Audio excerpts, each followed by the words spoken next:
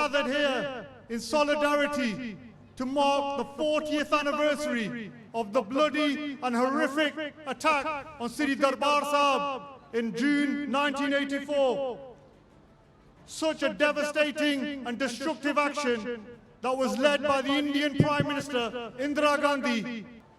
However, facing the Indian government and the Indian Army was a saint soldier, Sant Janet Singh Ji Khalsa Pindranwale, supported by a handful of Gursikh Pyare who dedicated their lives to protect the sanctity of Sri Darbar Sahib on June 1984. They stood in front of the Indian Army might and held them off for 10 days.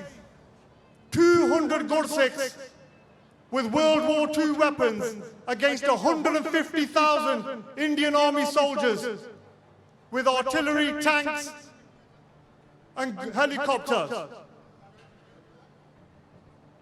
Sant Janet Singh Ji said, the day the Indian Army stepped foot in Darbar Sahib and attacked Sri Harmandir Sahib, the foundation stone for Khalistan would be laid. So then has begun the campaign for Khalistan and Sikh freedom, and it's been ongoing ever since.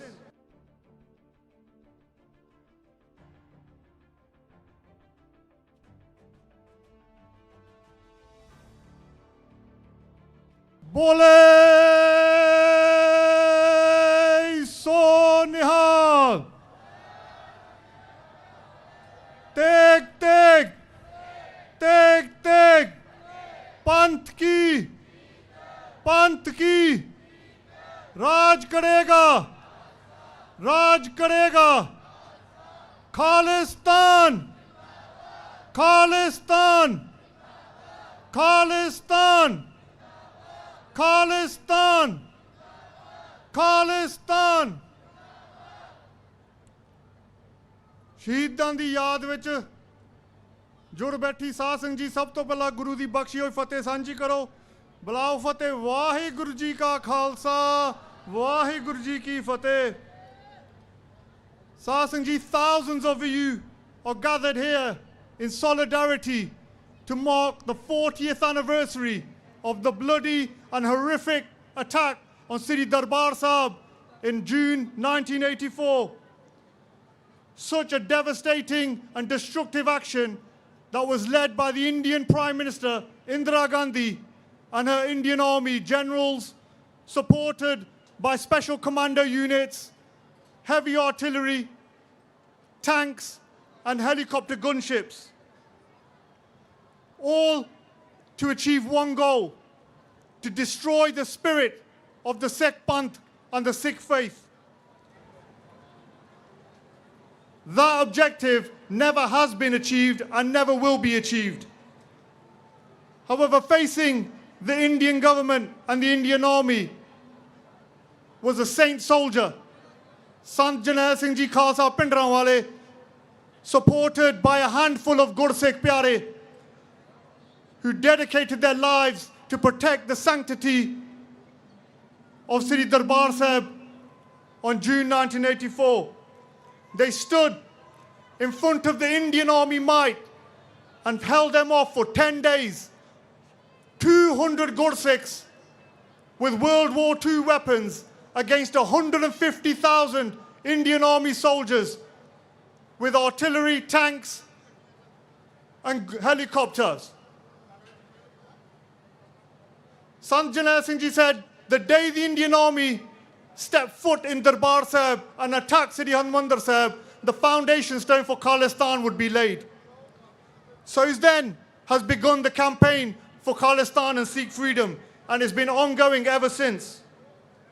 But there was another side to that Operation Blue Star, and that was the sinister plan of the Indian government to commit genocide across Punjab and wider India. It was reported that over 8,000 shoes were left uncollected at Sri Harmandir Sahib. That's the clearest indication of how many innocent pilgrims were trapped in Sri Darbar Sahib due to the Indian government curfews. They had gathered to mark the Shahidi Purb of Sri Guru Arjan Dev Ji. Many of these pilgrims were slaughtered, shot in cold blood, with their hands tied behind their backs with their dastara. But the Indian government didn't stop there. They unleashed a terror unprecedented in post-independent India that could never be forgotten. And that was the Sikh genocide across all of Punjab, with its 12,000 villages, 50 major cities. They turned Punjab into a total concentration camp, with tens of hundreds of thousands of men, women and children were abducted, disappeared, murdered in extrajudicial killings by the Indian police, codenamed Operation Woodrose. So today we gather on this day to proudly remember the bravery of those who defended the faith with their lives against the Indian army. This remembrance is the only one of its kind, continuous since the 10th of June 1984 at Hyde Park. Here we stand individually and collectively as a Samucha Panth to remember and honor our Shaheeds. We also send a powerful message to the government of India. Successive governments have failed to give the truth or justice for their genocides. But this is a sign that we haven't forgotten, and we will continue to fight for truth and justice. No matter how long it takes, no nation ever forgets their martyrs, and neither will we. One of the greatest achievements of this event is the Sangat here today. There are so many here that weren't even born in 1984. They are here because of the elders, the seva they did. They were bringing them here as children, and now we bring our children here. That consecutive remembrance is a cornerstone of our faith, whether it's from our Guru's times, whether it's from the Raj of Banda Singh Bahadur, or whether it's our present Sangharsh. This spirit is ingrained in our psyche and in our DNA. This is that spirit that's been the thorn in the side of the Indian government in all these years, no matter which regime has ruled there. They have focused on demonizing the Gursikh nation, infiltrating us in our Gurukar, censoring us in our diaspora communities or now on social media, and even now extending to international assassinations, all to silence our democratic right to campaign for truth, justice and freedom. This fight is epitomized by the family of one of our special guests here today, Sikh activist Bhai Jaswinder Singh Ji Khalsa, son of Qaum de Shahire, Shaheed Bhai Beyan Singh Ji and Bibi Bimal Kaur Ji Khalsa, who is flying specially from Australia to be with you today. These Indian government attacks have increased more recently since the Modi government has come into power. And they will continue to increase because they are a test of our resolve and our determination to our gurus and our teachings. Just like we've witnessed the Shahidi of Bhai Avtar Singh Ji Khanda, a brother of all of ours.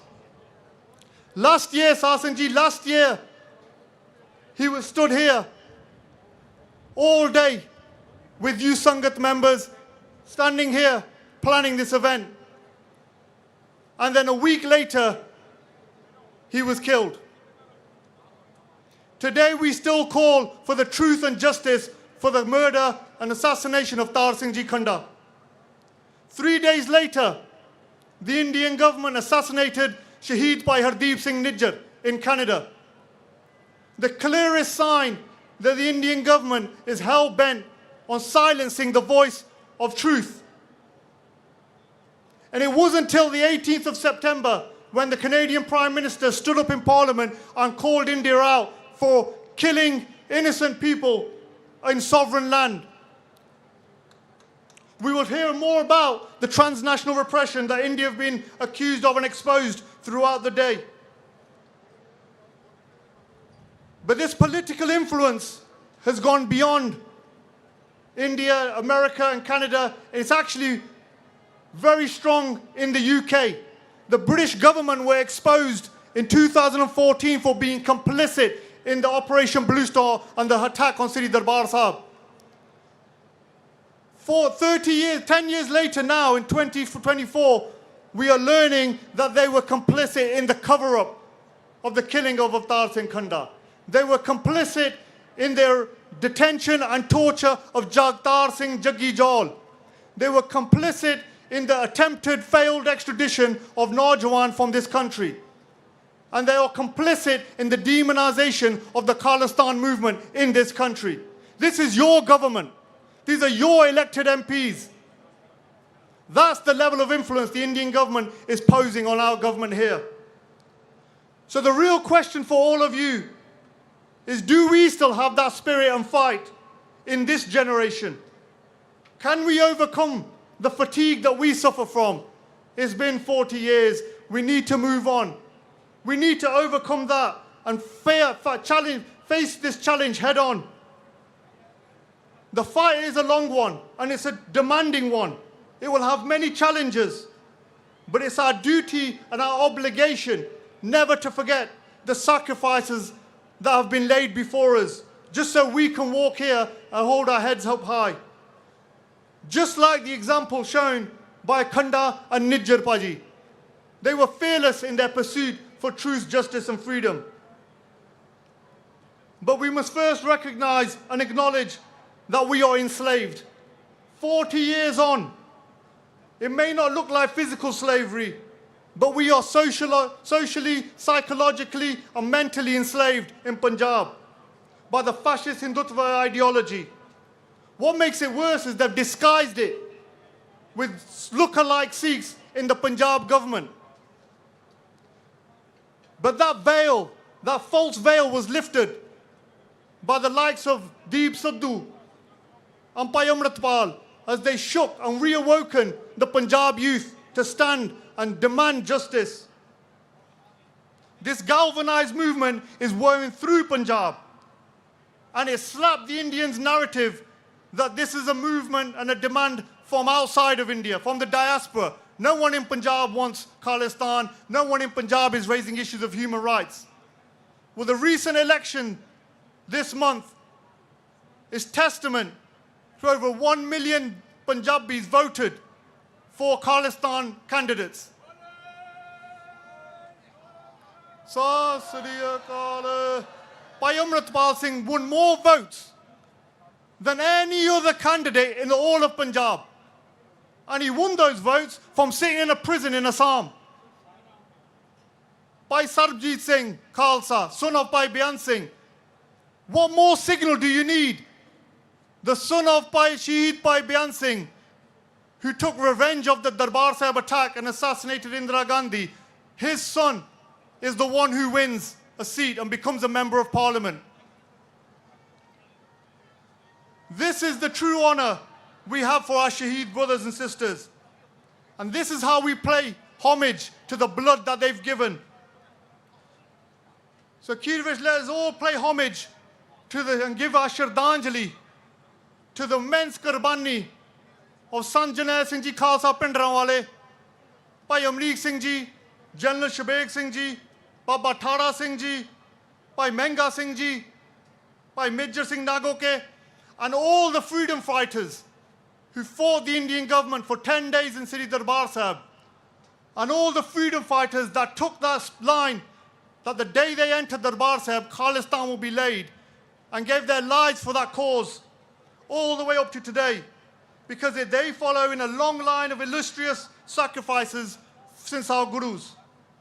So I'm now call on everybody here to join in a remembrance as we introduce you to those gallant defenders of the faith who stood tall in front of the Indian government and said, "Come if you dare," and sang, "Sir jave to jave, sada siddhi sidq na jave, Waheguru Ji ka Khalsa, Waheguru Ji ki Fateh."